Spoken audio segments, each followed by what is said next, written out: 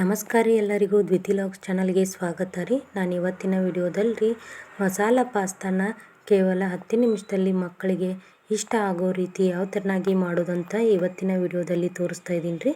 ತುಂಬ ರುಚಿಯಾಗಿರ್ತೈತೆ ರೀ. ಮಕ್ಕಳು ಇಷ್ಟಪಟ್ಟು ಟಿಫನ್ ಬಾಕ್ಸ್ನ ಖಾಲಿ ಮಾಡ್ಕೊಂಬರ್ತಾರೆ. ಹೆಂಗೆ ಮಾಡೋದಂತೇಳಿ ನೋಡೋಣ ಬರ್ರಿ. ಮೊದಲಿಗೆ ನಾನಿಲ್ಲಿ ಪಾಸ್ತಾ ಬೇಯುವಷ್ಟು ನೀರನ್ನು ಹಾಕೊಂಡ್ರೇನು ರೀ, ಅದಕ್ಕೆ ಸ್ವಲ್ಪ ಉಪ್ಪನ್ನು ಹಾಕೊಂಡೀನಿ ರೀ. ಹಾಗೆ ಸ್ವಲ್ಪ 1 ಸ್ಪೂನಷ್ಟು ಎಣ್ಣೆನ ಹಾಕ್ಕೊಳತ್ತೀನಿ ರೀ. ಉಪ್ಪು ಮತ್ತು ಎಣ್ಣೆನ ಹಾಕೊಳ್ಳೋದ್ರಿಂದ ಪಾಸ್ತಾ ಉದುರಾಗಿ ಚೆನ್ನಾಗಿ ಬೇಯ್ತಾವ್ರಿ. ಅದಕ್ಕಾಗಿ ನಾನಿಲ್ಲಿ 2 ಪ್ಯಾಕೆಟ್ನಷ್ಟು ಪಾಸ್ತಾನ ತೊಗೊಂಡಿದ್ದೆ. ಇವಾಗ ಪಾಸ್ತಾನ ನೀರಿನಲ್ಲಿ ಚೆನ್ನಾಗಿ 10 ನಿಮಿಷದಷ್ಟು ಬೇಯಿಸ್ಕೋಬೇಕ್ರಿ. ಹಿಂಗೆ ಮೇಲಿಂದ ಮೇಲೆ ಅದನ್ನು ಸ್ಪೂನಿಂದ ಕೈಯಾಡಿಸ್ಕೊತಾ ಇರ್ಬೇಕ್ರಿ, ಇಲ್ಲಾಂದ್ರೆ ಪೂರ್ತಿ ತಳ ಹತ್ತಿ ಬಿಡ್ತಾವ್ರಿ. ಅದಕ್ಕೋಸ್ಕರ ಮೇಲಿಂದ ಮೇಲೆ ಸ್ಪೂನಿಂದ ಕೈಯಾಡಿಸ್ಕೊತಾ ಇರ್ಬೇಕ್ರಿ. ಭಾಳ ರುಚಿಯಾಗಿರ್ತೈತೆ ರೀ. ಹಾಗೆ ಜಾಸ್ತಿ ಏನು ಮಸಾಲೆ ಐಟಮ್ಸ್ ಏನು ಬೇಕಾಗೋದಿಲ್ಲ. ಮನೆಯಲ್ಲಿರುವಂತಹ ತರಕಾರಿಗಳಿಂದ ಹೆಲ್ದಿಯಾಗಿರುವಂಥ ಪಾಸ್ತಾನ ಮಕ್ಕಳಿಗೆ ಮಾಡಿಕೊಡ್ಬೋದು ರೀ. ಇವಾಗ ನೋಡಿರಿ, ನಾನು ನೀರೇನು ಹಾಕ್ಕೊಂಡಿದ್ನಿ ಅಷ್ಟು ನೀರು ಅಷ್ಟರಲ್ಲಿನೇ ಬೆಂದು 10 ನಿಮಿಷದಷ್ಟು ಅಷ್ಟೇ ಬೇಯಿಸ್ಕೊಂಡೆ ನಾನು. ಇವಾಗ ಸ್ಪೂನಿಂದ ನೋಡ್ತಾ ಇದ್ದೀನಿ ಪೂರ್ತಿಯಾಗಿ ಬೆಂದಿದೆ. ಇವಾಗ ಆ ನೀರು ಇದರಲ್ಲಿ ನಾನೀಗ ಸ್ವಲ್ಪ 1 ಗ್ಲಾಸ್ನಷ್ಟು ತಣ್ಣೀರನ್ನು ಹಾಕ್ಕೋತೀನಿ ರೀ. ತಣ್ಣೀರು ಅಂತಂದರೆ ನಾರ್ಮಲ್ ವಾಟ್ರನ್ನ ಹಾಕ್ಕೋತೀನಿ. ಯಾಕಂದ್ರೆ ಈ ಥರನಾಗಿ ನಾರ್ಮಲ್ ಹಾಕ್ಕೊಳ್ಳೋದ್ರಿಂದ ಉದುರಾಗಿ ಆಗ್ತೈತೆ ರೀ.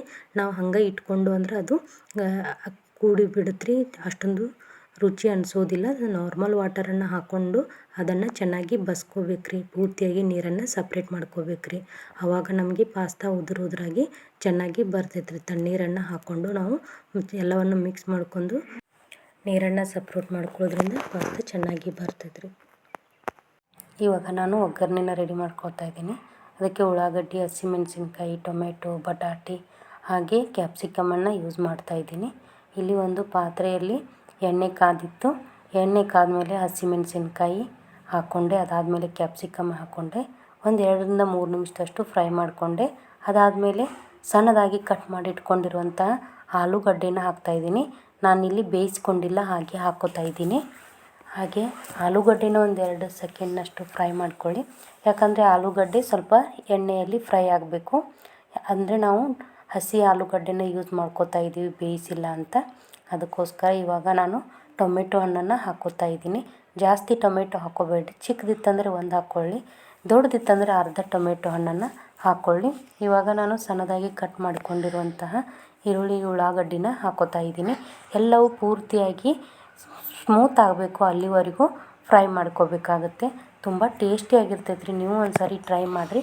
ಮಕ್ಕಳಿಗಂತೂ ಟಿಫನ್ ಬಾಕ್ಸ್ಗೆ ಹಾಕಿಕೊಟ್ರೆ ಪೂರ್ತಿಯಾಗಿ ಖಾಲಿ ಮಾಡ್ಕೊಂಬರೋದ್ರಲ್ಲಿ ಗ್ಯಾರಂಟಿ ಇದೆ.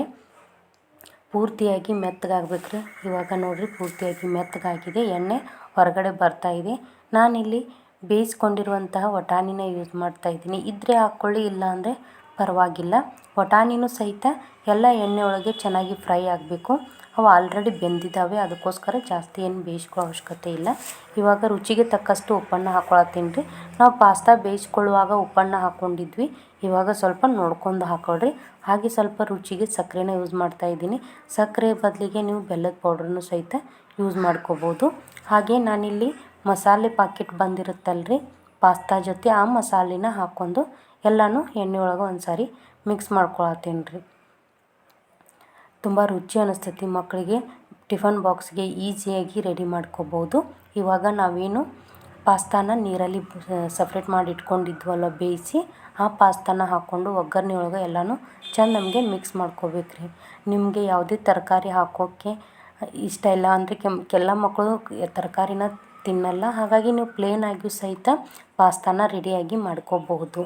ಮಕ್ಕಳು ತಿಂತಾರೆ ಅಂದರೆ ಒಗ್ಗರಣೆಯಲ್ಲಿ ತರಕಾರಿನ ಹಾಕ್ಕೋಬೋದು. ಇನ್ನೂ ತರಕಾರಿ ಬೀನ್ಸು, ಕ್ಯಾರೆಟು ಎಲ್ಲವನ್ನು ಸಹಿತ ಆ್ಯಡ್ ಮಾಡ್ಕೋಬಹುದು.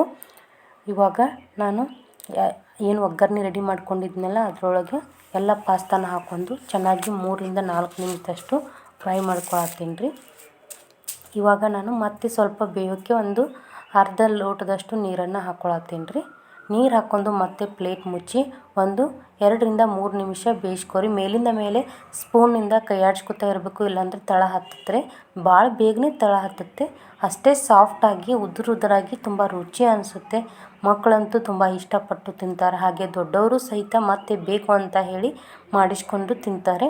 ಆದರೆ ಮೇಲಿಂದ ಮೇಲೆ ಸ್ಪೂನಿಂದ ಕೈ ಆಡಿಸೋದು ಮಾತ್ರ ಮರಿಬೇಡಿ. ಇವಾಗ ನೋಡಿರಿ, ನಮ್ಗೆ ರುಚಿಯಾದಂತಹ ಮಕ್ಕಳಿಗೆ ಹಾಗೆ ದೊಡ್ಡವರಿಗೂ ಎಲ್ಲರಿಗೂ ಇಷ್ಟವಾಗುವಂತಹ ಪಾಸ್ತಾ ರೆಸಿಪಿ ರೆಡಿ ಆಯಿತು. ತುಂಬ ಈಸಿಯಾಗಿ ಹಾಗೆ ಅಷ್ಟೇ ಕ್ವಿಕ್ಕಾಗಿ ಆಗುತ್ತೆ. ನೀವು ಟ್ರೈ ಮಾಡಿರಿ. ಹಾಗೆ ನೀವು ಯಾವ ಥರನಾಗಿ ಮಾಡ್ತೀರಾ ಅಂತ ಕಮೆಂಟ್ ಬಾಕ್ಸ್ನಲ್ಲಿ ತಿಳಿಸಿ.